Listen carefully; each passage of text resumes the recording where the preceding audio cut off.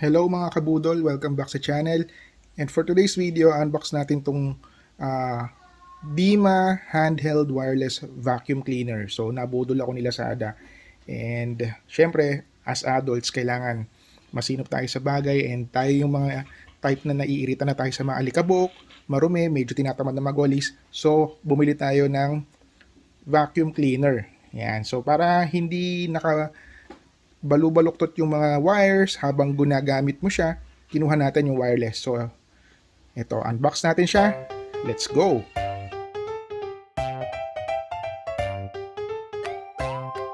Ito yung side ng box and ultra lightweight vacuum.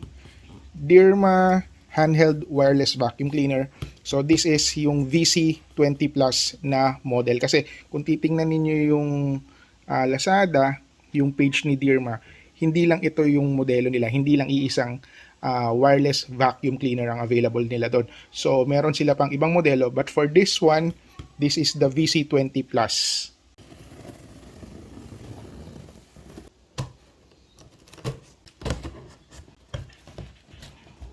Bukas na pagbukas ng box, ayan agad makikita mo, meron tayong warranty card, manual, kung paano gamitin, assemble, and so dito sa side, meron tayong charger.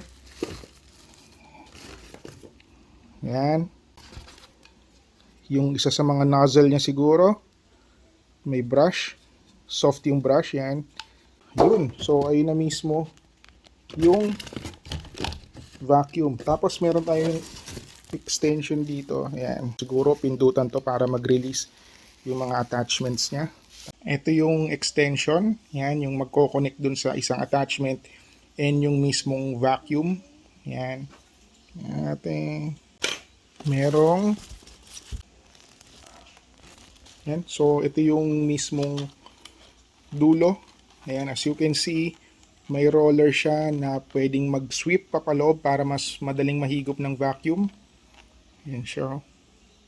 Pagkakasabi dun sa description, may sariling motor to para mapaikot tong roller na yan.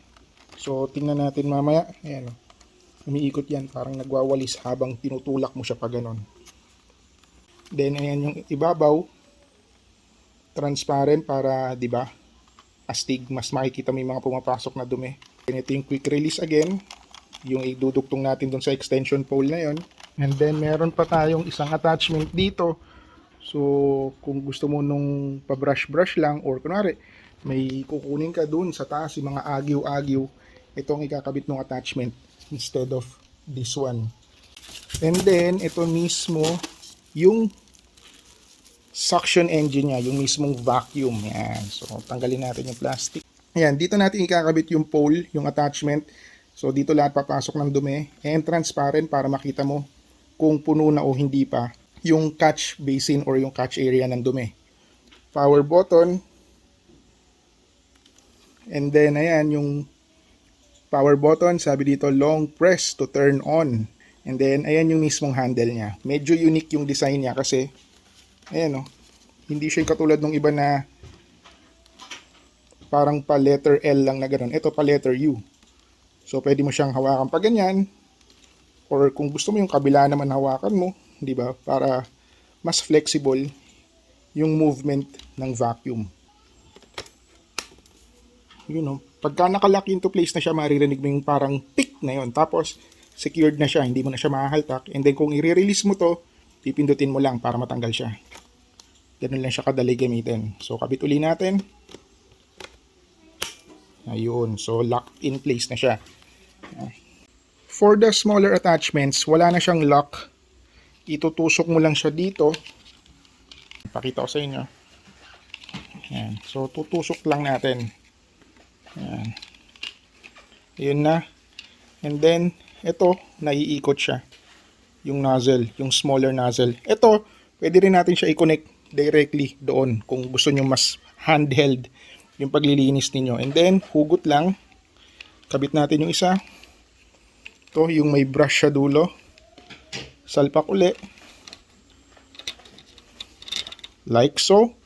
And then yan. So, pang kisame, pwede yan. Then, pwede mo siyang tanggalin yung brush. Pwede mo siya iatras para suction nozzle lang. yung makikita or yung magagamit. Yan. Kung kailangan nyo uli gamitan ng brush, slide mo lang. Ayun, locked in place. Then balik uli kung ayaw nyo gamitan ng brush.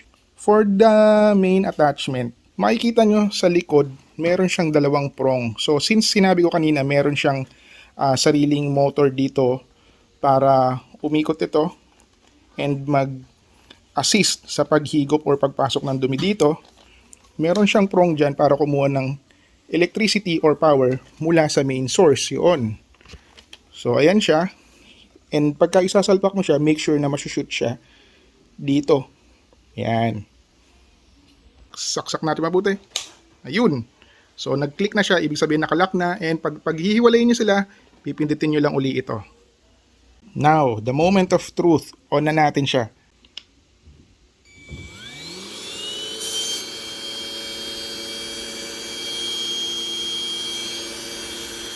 Ayun, as you can see, may battery indicator doon. So it means full charge pa yan. Tingnan natin kung umiikot ito. Uy, umiikot nga. Ayun, umiikot nga siya. So parang mag-e-aid siya, pahigop dito. Wawalasin niya yung makukuhang dirt sa baba. And then, diretso dito for suction.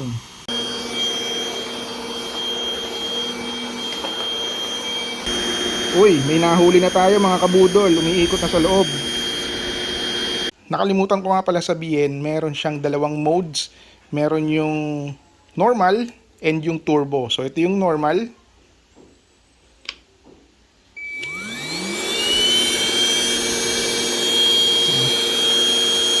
And then, ito yung turbo. Pipindutin mo siya uli.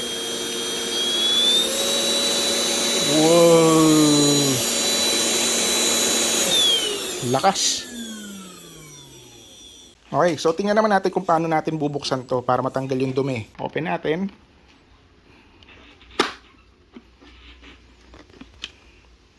Yun. So ito yung filter para hindi pumasok sa makina nung vacuum.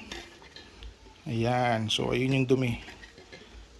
Yung mga fur parents dyan na may mga aso or ibang alagang hayop, sulit na sulit yung mga ganitong gamit. Ayan. Then ayun yung ibang dumi sa gilid. Ayun o. Diba? Ayun. So dyan po muna natin tapusin ang ating video mga kabudol. So sana meron kayo natutunang bago dito and share nyo sa mga nagbabalak bumili ng ganitong klaseng vacuum. Sobrang tipid, very efficient.